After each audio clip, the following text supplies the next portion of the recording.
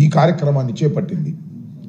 జిల్లాల వారీగా అన్ని జిల్లాల్లోనూ ఫస్ట్ ఫేజ్లో ఈ కార్యక్రమాన్ని పూర్తి చేశాం. రెండవ దశలో అన్ని నియోజకవర్గాల్లోనూ 175 నియోజకవర్గాల్లోనూ నియోజకవర్గపు హెడ్ క్వార్టర్స్లో మా సమన్వయకర్తలు, ఆ జిల్లా అధ్యక్షులు, మరికొంతమంది ముఖ్యులతో కలిసి ఒక సమావేశాలు నిర్వహించి ఆ సమావేశంలో కార్యక్రమాన్ని గురించి వివరించి ఆ తర్వాత మండల స్థాయికి, ఆ తర్వాత గ్రామ స్థాయికి ఈ కార్యక్రమాన్ని తీసుకువెళ్ళాలి అనేటువంటి ఉద్దేశంతో ప్రోగ్రాం నిర్వహిస్తూ ఉంటే అన్ని చోట్ల బాగానే జరుగుతూ ఉంది. కానీ నిన్న విచిత్రం, గుడివాడ నియోజకవర్గంలో బాబు షూరిటీ మోసం గ్యారంటీ అనే కార్యక్రమాన్ని స్థానికంగా ఉన్న నాయకత్వం చేపడితే మీటింగ్ బాగానే జరిగింది. చాలామంది నాయకులు వచ్చారు, కార్యకర్తలు వచ్చారు. కానీ దానికి నాయకుల్ని రాకోకుండా నిర్బంధించేటటువంటి కార్యక్రమం పోలీసు యంత్రాంగం చేసింది. ముఖ్యంగా ఆ జిల్లా అధ్యక్షుడైనటువంటి పేరుని నాని గారిని, వెంకటరామయ్య నాని గారిని అసలు మీరు రావడానికి వీల్లేదు, బందర్ నుంచి కదలడానికి వీల్లేదని బందర్లో ఆయన హౌస్ అరెస్ట్ చేశారు. చిత్రమైన విషయం ఏంటంటే కృష్ణా జిల్లా పరిషత్ చైర్పర్సన్ అయినటువంటి ఉప్పల హారిక గారు, ఆమె ఈ మీటింగ్కి వస్తూ ఉంటే, గుడివాడలో జరిగే మీటింగ్కి వస్తూ ఉంటే ఆమె మీద దాడి చేశారు. కారు అద్దాలు పగలగొట్టారు. గంటన్నర సేపు నిర్బంధించారు. ఇంత దారుణమైన అంశం ఇది.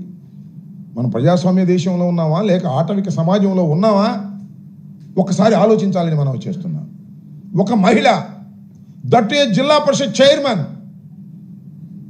పార్టీ కార్యక్రమానికి వస్తుంటే వచ్చేటప్పుడు పోలీసులు చెప్పారంట, అమ్మా ఇటు అక్కడ వాళ్ళు గొడవగా ఉన్నారు, మీరు ఇటు వెళ్ళమంటే తిప్పుకున్నారంట. తిప్పుకోగానే వచ్చి మీద పడ్డారు. పెద్ద పెద్ద రాళ్ళు, కర్రలు ఉపయోగించి కారుని ఇష్టం వచ్చినట్టుగా కొట్టి అద్దాలు పగలగొట్టారు. గంటన్నర సేపు అక్కడే ఉండవలసినటువంటి అనివార్యమైన పరిస్థితి ఏర్పడింది. ఒక భయాందోళనలో అక్కడ ఉండిపోయారు. చివరికి తెగించి అద్దం దించి పోలీసులు అడిగారు, ఏమిటి అన్యాయం, వాళ్ళు అలా కొడుతుంటే మీరు చూస్తూ ఊరుకున్నారేంటి అంటే పోలీసులు అంటున్నారు, నేను చూసా వీడియోలో, మీరు కూడా చూడండి, యూట్యూబ్లో కొడితే వస్తుంది. మేమేం చేయమంటామమ్మా, వాళ్ళు తాగి వచ్చారు అంటున్నాడు police officer. What is this? వాళ్ళు తాగి వస్తేనో, గంజాయి తాగి వస్తేనో, మందు తాగి వస్తేనో కారు అద్దాలు పగడ కొడతా ఉంటే పోలీసులు చోద్యం చూస్తూ ఉన్నారు. ఒక పోలీస్ ఆఫీసర్ అంటున్నాడు, వాళ్ళు మందు తాగి ఉన్నారమ్మా, మమ్మల్ని ఏం చేయమంటామంటే వాట్ ఈస్ దిస్? ఏం చేయాలి?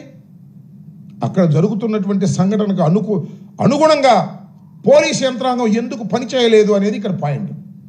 వాళ్ళ మీద లాఠీచార్జ్ చేయొద్దండి, వాళ్ళని అరెస్ట్ చేయొద్దండి, వీళ్ళకి రక్షణ కల్పించొద్దండి. వీళ్ళు వైఎస్ఆర్ కాంగ్రెస్ పార్టీ అయినంత మాత్రాన, వాళ్ళు తెలుగుదేశం పార్టీ అయినంత మాత్రాన వారు తెలుగుదేశం జెండాలు పుచ్చుకొని ఫుల్గా తాగి గంజాయి కొట్టి వచ్చి ఈ ఉప్పల హారిక గారి మీద పడి ఆ కారుని ధ్వంసం చేస్తూ ఉంటే, ఆమె భర్త వస్తుంటే ధ్వంసం చేస్తుంటే సోద్యం చూసేటటువంటి పరిస్థితుల్లో ఇవాళ పోలీసు యంత్రాంగం ఉంది ఒక మహిళ మీద. మరి పోలీసు హోంమంత్రి గారు కూడా మహిళే. ఏమ్మా హోంమంత్రి గారు, అనిత గారు, దీనికి సమాధానం చెప్పండి. ఒక జిల్లా పరిషత్ చైర్మన్, మీలాగా ఎన్నిక కాబడినటువంటి మహిళ, అందులోనూ ఒక బ్యాక్వర్డ్ కమ్యూనిటీకి చెందినటువంటి మహిళ మీద అతి దారుణంగా దాడి చేస్తూ ఉంటే పోలీసు యంత్రాంగం కళ్ళు మూసుకొని నుంచునుంటే ఏం చేయాలి?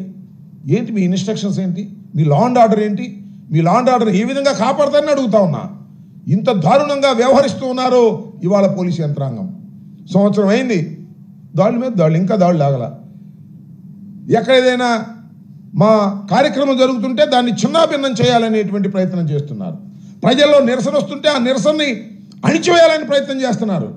ఎవరు అణిచివేయాలని? పోలీసు యంత్రాంగాన్ని అడ్డం పెట్టుకొని, కాకీలను అడ్డం పెట్టుకొని, లాఠీలను అడ్డం పెట్టుకొని మీరు అణిచివేయాలని ప్రయత్నం చేస్తే ఇది ప్రజాస్వామ్యంలో తగునా అని అడుగుతా ఉన్నా. ఇవాళ మళ్ళా పెడల్లో ఉంది కృష్ణా జిల్లాలో, సేమ్ బాబు షూరిటీ మోసం గ్యారంటీ కార్యక్రమం పెడంలో జరుగుతూ ఉంది. పెడంలో ఇవాళ బహుశా సాయంత్రం 5 గంటలకో 4 గంటలకో దానికి పేరు నాని గారు వెళ్ళడానికి లేదంట. జిల్లా ప్రెసిడెంట్ పోలీసులు వచ్చి కూర్చున్నారు ఇందాక, ఆయన ఇంటి చుట్టూరా. సరే ఆయన ధైర్యం చేసి వెళ్ళాడు, అది వేరే అంశం. ఏమిటి అన్యాయం? మేము మా పార్టీ యాక్టివిటీసు, మా పార్టీ కేంద్ర కార్యాలయం ఇచ్చినటువంటి పిలుపుల్ని మేము ఆచరించకూడదా? పొలిటికల్ యాక్టివిటీ మేము చేయకూడదా ఈ రాష్ట్రంలో?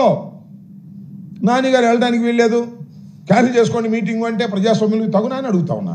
ఒక కళ్యాణ మండపంలో జరిగేటటువంటి కార్యక్రమానికి మీరు ఇంటి చుట్టూరా వచ్చి వెళ్ళకోకుండా నిర్బంధించాలనేటువంటి ప్రయత్నం మీరు చేస్తూ ఉన్నారు. ఇది ప్రజాస్వామ్యంలో సరైనటువంటి విధానం కాదు అని ఈ సందర్భంగా నేను చెప్పదలుచుకున్నా. ఇంత దారుణంగా ప్రజాస్వామ్య విలువలను మంటగలిపే విధంగా ఇవాళ సైకోల్లాగా తెలుగుదేశం పార్టీకి చెందినటువంటి కార్యకర్తలను రెచ్చగొట్టి చంద్రబాబు నాయుడు గారు, లోకేష్ గారు, హోంమంత్రి గారు, మీ ధైర్యం ఏంటే నాకు అర్థం కాలేదు. పోలీసులు అందరూ మీ చుట్టూ ఉన్నారనేగా. పోలీసులు దగ్గరుండి దాడి జరిపిస్తున్నారే. దాడి జరుగుతున్నప్పుడు పోలీసులు దగ్గరుండి చేతలుడిగి ఉన్నారు అంటే దాని అర్థం ఏంటి? పోలీసులు దగ్గరుండి దాడి జరిపిస్తున్నట్టు కాదా లెక్క? నేను అడుగుతా ఉన్నా. ఏమిటి అన్యాయం అని అడుగుతా ఉన్నా. దీనికి సమాధానం చెప్పవలసినటువంటి బాధ్యత ఈ హోంమంత్రి గారికి లేదా అని అడుగుతా ఉన్నా. ఇక్కడే కాదు, ఎక్కడ చూసినా దాడులే. మొన్న నల్లపరెడ్డి వారింటి మీద దాడి చేశారు, మొత్తం ఇల్లంతా ధ్వంసం చేశారు. కేసు పెట్టారంటే కేసు పెట్టలా. నేను డిమాండ్ చేస్తా ఉన్నా, ఈ ఉప్పల హారిక గారి కారు మీద దాడి చేసి కారు అద్దాలు పగలగొట్టి వారిని గాయపరచడానికి ప్రయత్నం చేసినటువంటి దుండగుల మీద మీరు కేసు పెట్టారా అని అడుగుతా ఉన్నా. కేసు పెట్టి తక్షణమే అరెస్ట్ చేసి మీ రిమాండ్కి పంపించవలసినటువంటి బాధ్యత మీకుంది, కానీ మీరు పంపరు. హోంమంత్రి గారు ఒప్పుకోరు, లోకేష్ గారు ఒప్పుకోరు. ఇది సరైనటువంటి విధానం కాదు. తక్షణమే దీని మీద చర్య తీసుకోవాల్సినటువంటి అవసరం ఉన్నదనే ఉద్దేశంతో మేము చెప్పదలుచుకున్నాం. ఇది మహిళా లోకానికే సిగ్గుపడవలసినటువంటి చర్య. అతి దారుణంగా ఈ విధంగా తెలుగుదేశం పార్టీ ఎక్కడ పడితే అక్కడ. విషయం ఏంటంటే, మీరు ఏ వాగ్దానాలు అయితే ఇచ్చారో ఆ వాగ్దానాలు నెరవేర్చండి. నెరవేరిస్తే మీకు ఏమీ ఇబ్బంది ఉండదు.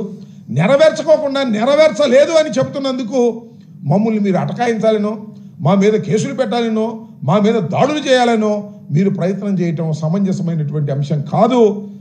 కాబట్టి తక్షణమే ఎవరైతే ఇలాంటి దాడులకు పాల్పడుతున్నారో, నెల్లూరులో కానీ, లేదు నిన్న గుడివాడలో కానీ, లేదు ఈరోజు మరొక చోట కానీ, ఎక్కడైతే దాడులకు పాల్పడుతున్నటువంటి తెలుగుదేశం గుండాలు, వాళ్ళు కార్యకర్తలు కాదు, బాగా ఫుల్గా తాగేసి గంజాయి పట్టేసి తెలుగుదేశం జెండా పట్టుకొని వచ్చేసి దారుణంగా వ్యవహరిస్తున్నటువంటి వారి మీద మీరు చట్టపరంగా కేసులు పెట్టకోకుండా ఉంటే అది చాలా అరాచకానికి దారితీస్తుందనే విషయాన్ని ఇక్కడ గుర్తుపెట్టుకోవాలి పోలీస్ ఆఫీసర్లు అందరూ కూడా. ముఖ్యంగా డీజీపీ గారు అసలు ఏంటో మరి పచ్చ చొక్కా వేసేసుకున్నాడేమో మరి నాకు అర్థం. యాక్షనే తీసుకోవడం వల్ల వన్ సైడెడ్గా ఉంటున్నారు.